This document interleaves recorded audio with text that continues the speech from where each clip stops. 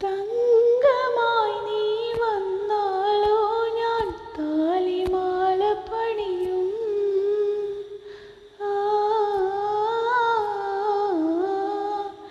താരിളം കിളി നീയായാൽ ഞാൻ വർണ്ണമേഘമാകും.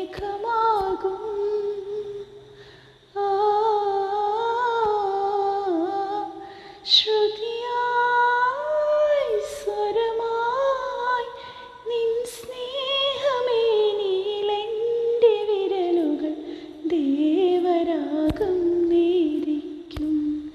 വസന്തരാവിൻ കിളിവാതിൽ തുറന്നതാരാണോ?